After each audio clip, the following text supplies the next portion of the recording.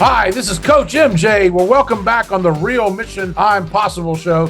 Today, in our business series, The Firepower C-Suite, we're bringing on a guest that, well, he's been through all kinds of journeys. As an 8-year-old child, he looked at football on television and says, I'm going to do that. And he did it. He became an NFL star, was drafted by the Pittsburgh Steelers, and then went on to play for 6 or 7 years there, and then went on for the Bears for a couple more years. But that's not his real story. He's going to share that with you, and I'm going to invite him on right now. Merril Hoge is with us today. Merril, thank you so much for joining us. Good to be with you, my friend. Thanks for having me. Yes, sir. So just for the audience out there that might not know enough about American football or the NFL or your own journey, could you just kind of narrate it in your own terms before we get back into the big game today? Sure. Well, I think the best way to sum it up, these words have helped me live a dream and fight to live, and a lot of in between. However, they're just supposed to help me live a dream. You made reference to when I saw football on television. The first time I saw it, actually, I knew right then that's what I wanted to do, and that's what I wanted to be. Now, I had been asked, what do you want to do? What do you want to be when you grow up? When I was about 8 years old. And it was the first time the scope of my mind had widened a little bit, and thought of things I would not have thought of at age 8. And I have to paint a picture because this happened in 1973. So those of us that were around in 1973, you'll remember not everybody had televisions. It is not like today where you had 365 channels and you had TVs plastered everywhere and you wouldn't miss anything and you have all kinds of options. It was a box about yay big, an antenna, 2 knobs, 3 channels, no remote. So you had to select the right channel before you got comfortable on the couch. I mean, that was the kind of access that we had. So I had never seen football on television. And we had a rule in our home, you couldn't watch television on Sunday. And so that's really the only time you'd ever see football. And the reason I saw it is when I went to my grandparents' house, they always had their television on. And I walked in one Sunday and there it was. The Green Bay Packers were playing. I don't remember who they were playing, and that wasn't the big deal. The big deal was I'd never seen football on television. And that sparked me. That led me on a journey, starting with announcing what I was going to do. Because what I find about this is why I see things through a child's eyes more than most adults do. The people who were supposed to encourage me were always the first ones to discourage me. They'd go, hey, what do you want to do when you grow up? I want to play in the National Football League. Oh, you know how hard that is? Do you know what the odds you playing in the NFL are? Oh, don't put all your eggs in one basket, son. We don't want you to be disappointed, or it's impossible. And that's really where these words came from. I call it a moment of truth in life, a moment of self-reflection. I didn't realize I was doing it, but at age 12, I had my dad make me a wall of cork, and I started pinning up my goals. And the very top was out playing the NFL. And that moment of truth, when I was looking at that goal, and I was revisiting all the things people had said to me, I remember my energy being, shoot, those words were nothing but words on a wall, is what I'm getting at. And I didn't write them down to be words on a wall. And this moment of truth, I was like, I want to do that. And I really committed myself to doing that. But in that process, I really opened myself up to committing to it. Whatever work was required, I was going to do it. Whatever odds I was up against, even though I didn't know it, I was going to attempt to beat them. I was putting all my eggs in that basket. I knew it wasn't impossible because I've been watching people do it. But the words find a way pop into my head through that process. And they ignited a journey, but they sparked the one thing that I live by now that everybody must do, regardless of your circumstance, and that is take action. Like, do something about your circumstance. You have 2 choices every day you get up. Do something or do nothing. And I think everybody knows if you do nothing what the results are. So really that leaves you one option. Do something. If you really want to change your circumstances, you want to accomplish something, go something, move something, evolve, it's a vital component. It helps you grow. It helps you evolve. I think it truly helps you live, versus just exist. So they've sent me on a journey, and I thought that was going to be it, and it was not it. It was just part of the journey. So how did you make that big brave move then? Where was the bridge, Merril? Well, I will tell you this. What I started to do initially, I started thinking which this happens to me and has happened to me in a whole host of different experiences and different challenges, opportunities, or goals. I always try to look like, who can help me? like who's pretty good at it, who might shed some light on my journey. And so at that time, my favorite team was the Pittsburgh Steelers. My favorite player was Walter Payton. So I'm like, I'm going to go find out something about Walter Payton. I'd heard about things that he had done. I heard he trained uniquely. I tried to run these dirt hills. I heard that's what he would do. Even though I had never seen him, I just kind of visualized it. But I thought, you know what? Now this happens in 1977, so I have to paint a picture of 1977. The piece of glass that everybody has, this type of technology didn't exist. We would never, if somebody said, yeah, well, we'll talk back and forth on a screen, we'd be like, what? Right. I'm 1977. So if you wanted to go get access to other information or advanced information, today we pull up your phone and you Google, FaceTime, and search stuff. Well, back then you had to go to the library. And so I was like, well, I'm going to go to the library. And I went in there, and I always tell people I'm a C student. I'm proud of being a C student. I worked hard at being a C student. But when I share a few things with you, you might be thinking, well, how'd that happen? Or why did he do that? I go, if you throw the C student thing in there, it clears everything up for you. But even a C student knows if you don't know what you're doing in the library, which I did not, go ask for help. So I do. I asked the librarian to help me. And I remember her pointing, I remember it more clearly now than in any other recent time, because I used to walk by them all the time and I thought there were podiums. And I always thought, why is there podiums in the library?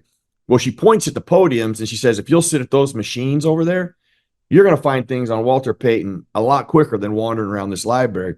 So I go down and I sit at the machine and I'm scrolling through it, trying to find things that will help me from Walter Payton perspective. And I come across a guy named Aristotle. Like I had never heard of Aristotle. So I still this day, I try to tell people, I have no idea why I chose to read the things he had written. But the more I read, like the more interested that I became. And I eventually come across a quote that ends up being my foundation of my journey. It exists over on my bulletin board there, just under the words, find a way. And that quote is this: we are what we repeatedly do. Then excellence is not an act, but a habit. And it was the second time some words had given me some hope. Now, if you really think about it, think about how powerful that is. Just think of it in your own perspective, your own personal reflection opportunity. You are what you repeatedly do. So what is it that you repeatedly do? Now, there's truth to that, and there's power in that. You're in charge of what you repeatedly do. And I found hope in those words going, man, I knew I needed to make good choices. I needed great habits, and I needed the right goals. And that really gave me hope. And I've lived by that I get up and I do moments of self-reflection. Where am I? What do I want to do? And how do I want to get there? And what do I need to do to get there? And then in those opportunities of self-reflection, you get to reflect on, am I doing the right thing? Do I have to alter stuff? What more should I be doing that I am not doing? And that really was pivotal in the journey, because it challenged me to constantly look at myself. What else can you do from a nutrition aspect, a training aspect, a rest aspect? And it's lived with me my entire life with every journey that I've been on. And it's been so helpful in just growing and evolving, no matter what the circumstances might be. I'm just thinking about what you said earlier, and thank you for sharing this so far. Aristotle, impressive, I must say. You actually talked about this cork board that your dad built, and you were pinning things up on it. That's what they call a vision board today. What you were doing was actually called visualization today. All those things that you were doing, people, that's all trending now. So you were really making, and your friends must have thought you're kind of nutty. Like, what are you talking about? Right? Well, I think a lot of people thought I was nutty, because when my dad, when he told, I didn't have my own bedroom at the time. Let me back up. Here's the first time I ever heard. I remember a teacher came in one day. I was at school, so I was around 10 years old.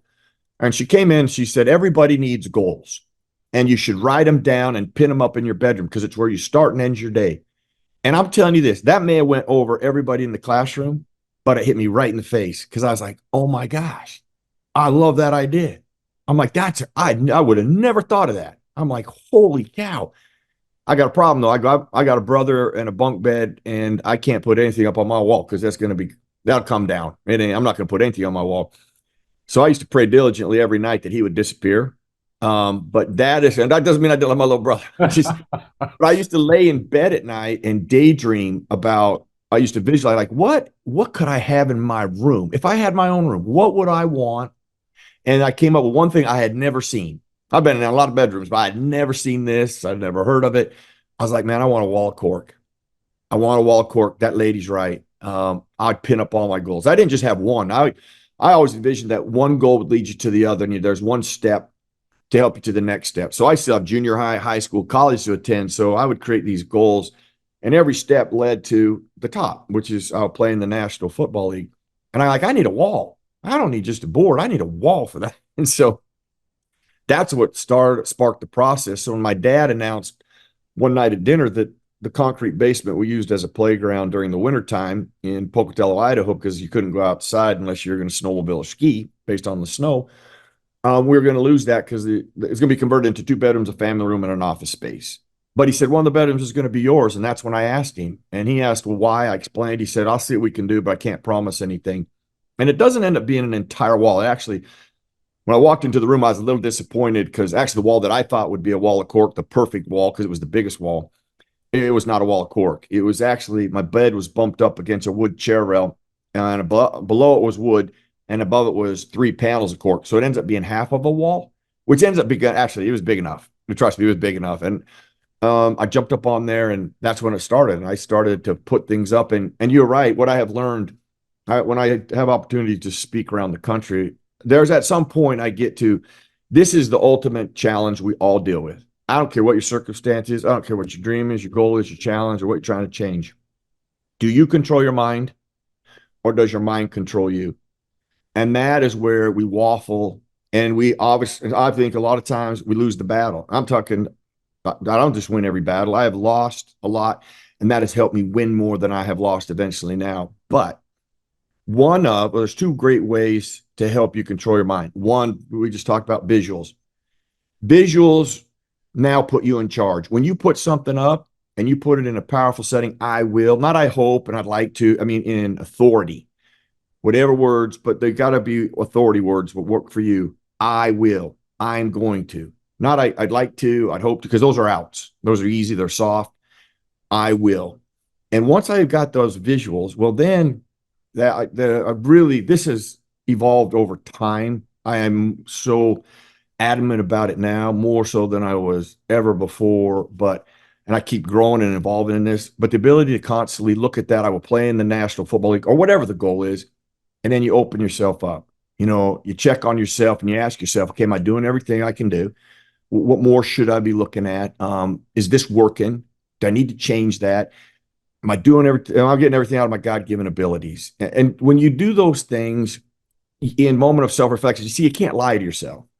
You can try, but you're sitting there staring at yourself and you're like, that's not the truth. Yeah, I've kind of done things when it worked for me, when it was easy. And that's not going to get you where you're going. That relentless commitment of every day, it keeps us on task, and it keeps us a part of the actual journey, and we're in charge and we control our mind. Our mind doesn't get caught up in wandering into the pollution that exists everywhere else that is obviously not where you want. So those 2 things have been powerful and instrumental in helping me control my mind, and that I am in charge.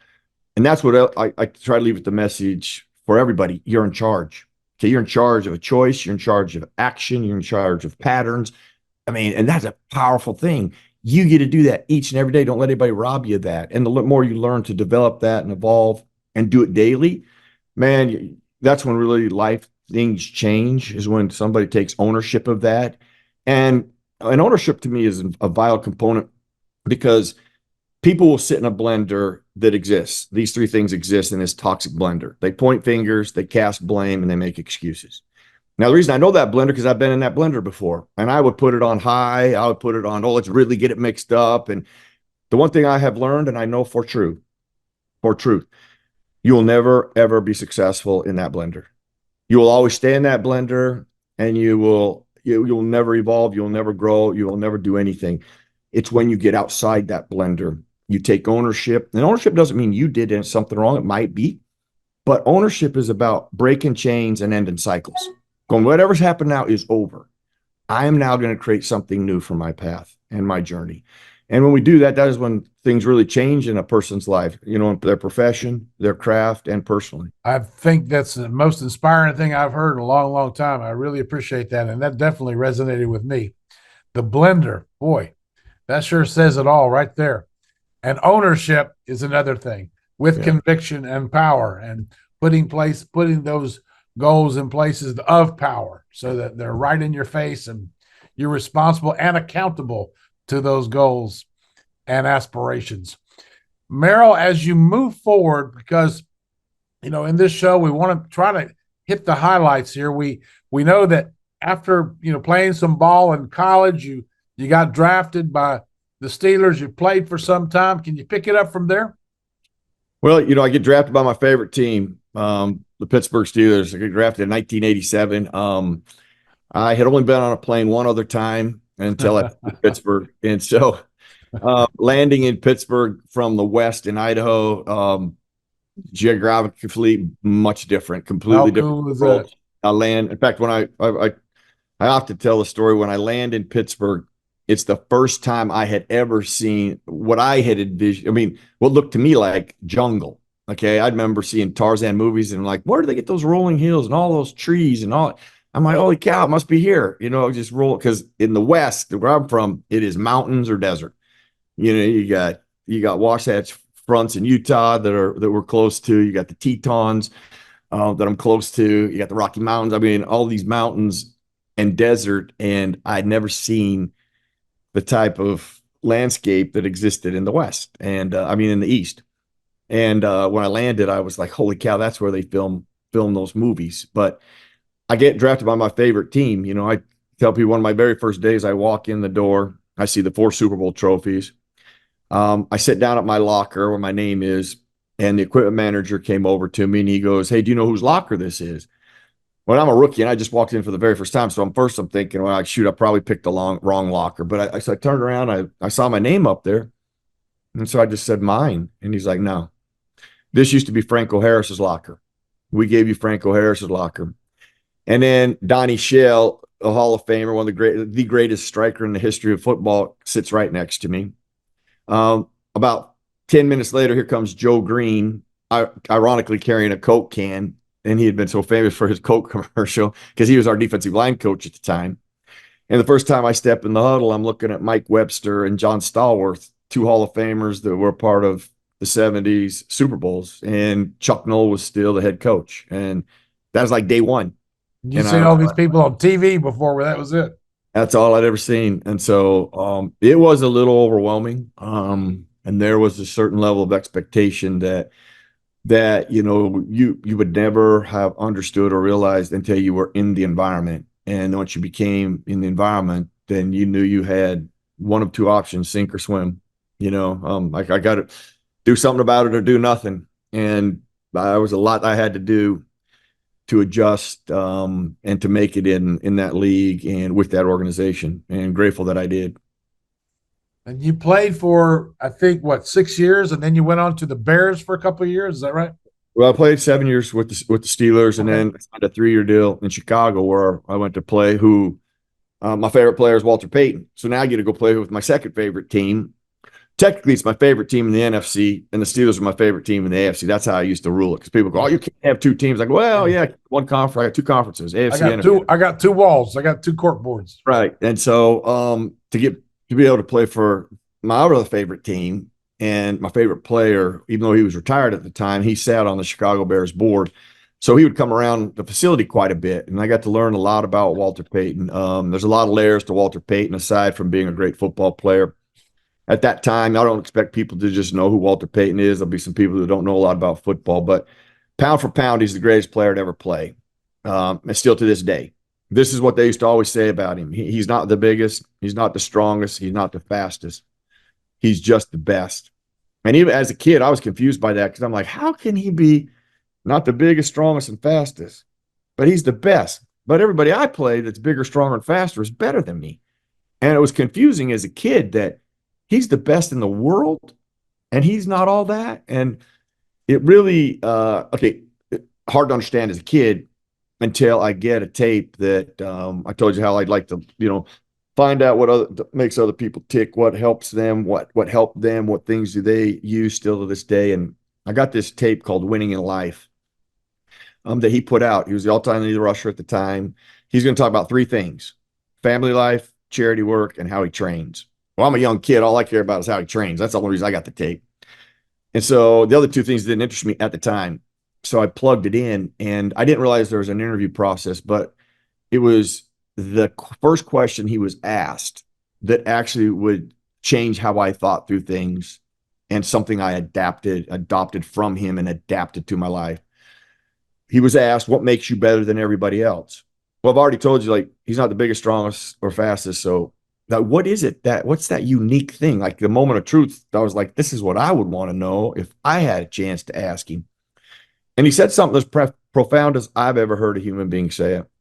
He just paused for a second and he said, I want it more than they do every day of the week. In the off season at 7 o'clock in the morning, when I go run that dirt hill that was 80 yards up, 40 degrees, sand base too, by the way, I want it more than they do Monday, Tuesday, Wednesday, Thursday, and Friday and Saturday.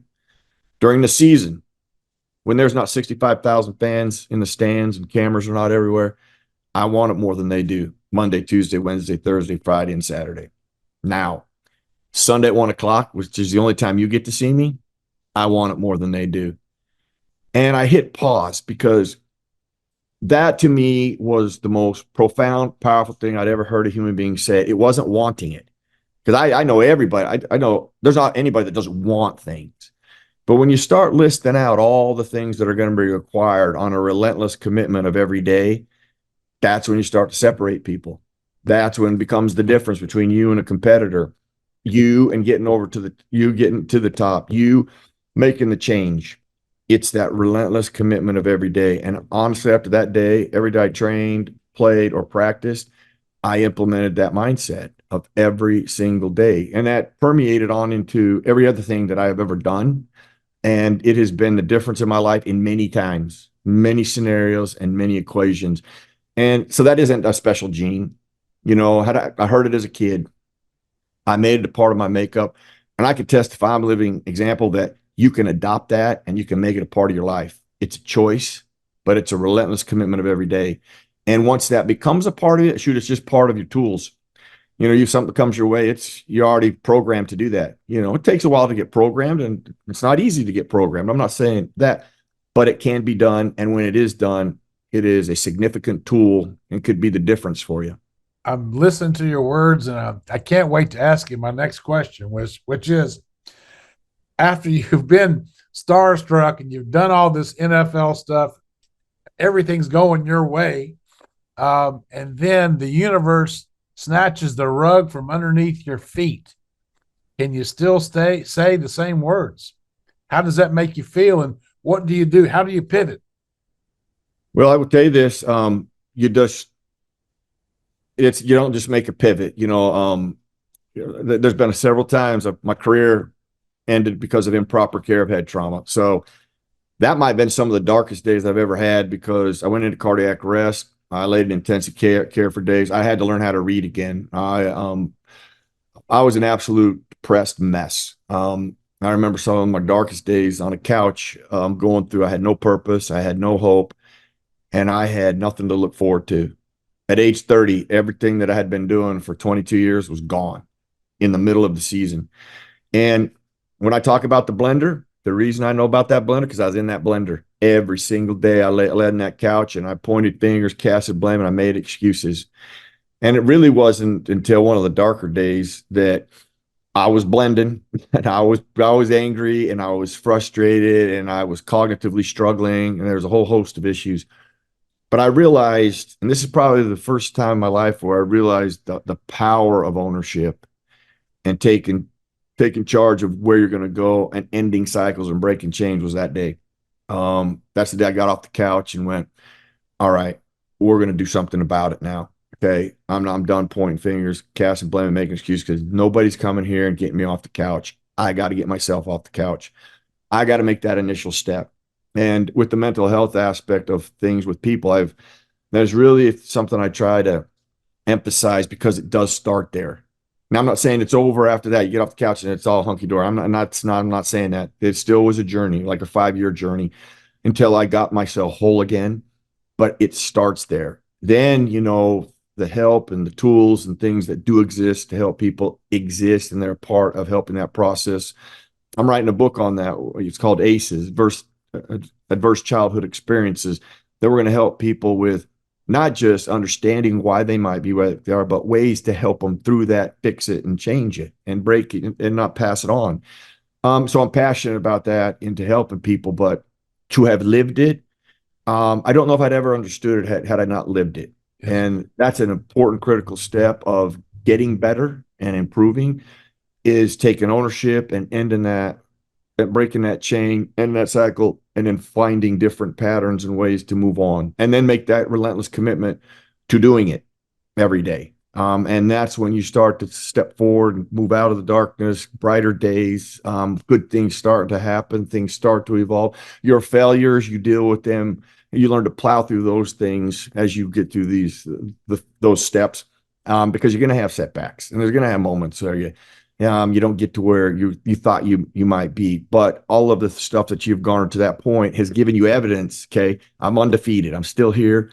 I worked through it. I've worked through the tough days, and I'm going to work through the rest of them. And when you can establish that and give that hope to people, and they take it and embrace it and apply it, well, that's when things will change for them. That's when things will make a big difference. And it made a difference for me. I finally did that. Yeah. You sold yourself on the ownership. You sold yourself on being defined. Hey, they picked on the wrong fella.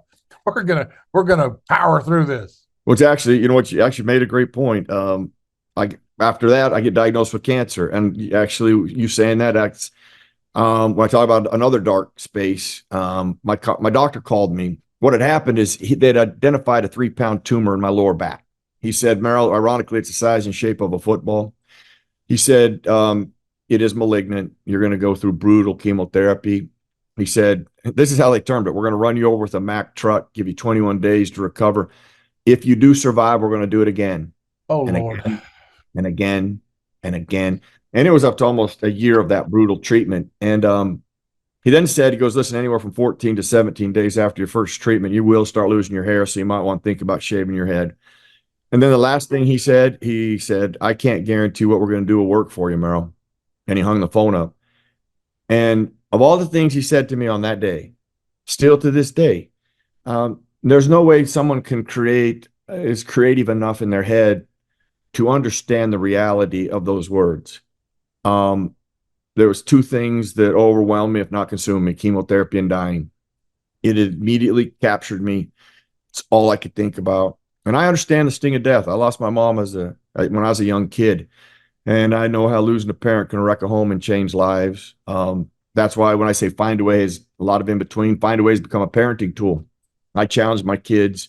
They come in, they want something, need something, want to do something. I'm like, well, let's find a way. And what I do, I try to get them, take ownership of where we're going. Okay, what do you think you have to do? Because what you find is if people will make the plan, they got a better chance of sticking with it versus me telling them what to do. And I don't ever want to do that because I'm not in their head. I'm not in their scope. And so I like to get the thoughts of what do you think you need to do? And then obviously I'd help them with the journey, and it becomes a team game as a parent. So I've used that tool a lot. But after I shared with my kids what had taken place, because I wanted them prepared, they're not used to me being bald and sick and laying on a couch. And I thought I should let them know that was going to change here in a couple of weeks. And then I went right back into that thought process of chemotherapy and dying. And that was dark. I mean, I'm telling you, I just couldn't shake it. And that put you right back in the blender again, right? I was about to jump in it, and my daughter walks across the room, and she crawled up in my lap. And actually, I didn't realize she'd come across the room. She walked across the room, and she climbed up in my lap, and she put her little dainty arms around my neck, and she was trying to get my attention, and which she finally did. And she said, well, then you know what, Dad? You need to find a way. And I was like, oh my, like, the 9-year-old, it was like the perfect, man, I'm telling you, from that moment on, those words again, they would spark a journey, and they sparked an energy, and they sparked the one thing I've talked about: action. Do something about it. I mean, dying, all of a sudden, now dying wasn't an option. Being sick and tired, laying on a couch feeling sorry for myself was not an option. Going bald was going to be an option, but that was the only one. But man, I can tell you what, I got excited about it. I walk right into my office. I tear down every goal I have. I write down one. I will destroy non-Hodgkin's lymphoma. And I wrote it in red and bold. And I stuck it on the board. And then in that moment of self-reflection, this is what sparked what you said. I looked at it. I committed. You picked the wrong guy. You picked the wrong guy. And that's exactly how I felt. I'm going to tell you this. From that day, even though it was a brutal journey and I had to go through 2 years of treatment and it was a 5-year process, and I had days that there could have been severe doubt and there was days where I struggled, but I never from that moment on was going to let that take me out. From that moment on, even though I knew I had to walk the journey and finish the battle and I had things come my way I didn't even see coming, like burn holes across your body that would just appear one day and in places you couldn't imagine. All of that happened, to being so sick you couldn't get out of bed, which happened. But all of that, that mental perspective and perseverance and that relentless commitment that I've talked about, learning from Walter Payton, ended up being the difference maker in that process of really thriving through that journey versus just being drug around and just beat up. It's a game that you had played and trained for all your life. It was the game of life and death, and the guillotine was on your neck. And you took all of those things as a child, all those things you learned from your power wall, your goals, from your teachers, from your idols, from your teammates, and from your daughter. And you were defiant and said, this is not going to happen, not on my watch. You took charge, and look at you now. You found a way. Well, Coach, you just summed a lot of things up of what I believe in. I start when I have an opportunity to speak, no matter where it is in this country. And I start off with I'm a product of a lot of people. People challenge me, people inspire me. I find hope in people, and that's why. That's just incredible. And you know what? The Real Mission I'm Possible show is all about this kind of talk, this kind of heart to heart, where someone like you who's really at the pinnacle of success as most people see, and yet you're faced with that human challenge to be able to have to deal with something that nobody signs up for. Nobody's really ready for it. So you actually, the good thing about this is that you had this secret weapon, this I can mentality, and that muscle that you use all throughout in your willpower powered you through. Am I right? You're dead on. And that is really a lot of the find a way message, is really getting to people to recognize that they're in charge of that. You're in control of that. That's your power. And that's your superpower if you know how to really exercise it, develop it, and groom it. And we go back because I always think it bears repeating, because you can never say it enough because it helps people, is having visuals where you start and end your day, reminders of where you're trying to go, what you're trying to be, what you're trying to change. And then take moments of self-reflection, daily, weekly. Are you online? Do you need to change something? Is there more you could be doing? Is there more you should be doing? Do I need to look at this different? Should I reach out to somebody? Maybe they could help me and give me a different perspective, have a wide enough scope to maybe embrace it. And sometimes it is like, hey, you're doing the right thing. Well, then stay the course. And that has just been a vital part of growth. And has helped me. I'm almost 60 and I wake up every day. I'm like, gosh, dang, it's amazing. All the things I do not know. I'm like, I feel like a first grader sometimes with, just things you just don't know. And that's because I've done a better job of challenging myself and self-reflecting in my own process, and the energy it gives you, the growth it gives you is a much better way to live. It's better to build a life of resiliency than a life of regret. And if I went down the life of regrets, I can only think of one really off the top of my head. But the resiliency is invaluable. And I love building that process because it helps on the journey. I'm just looking at your background there with all of your sports accolades and trophies.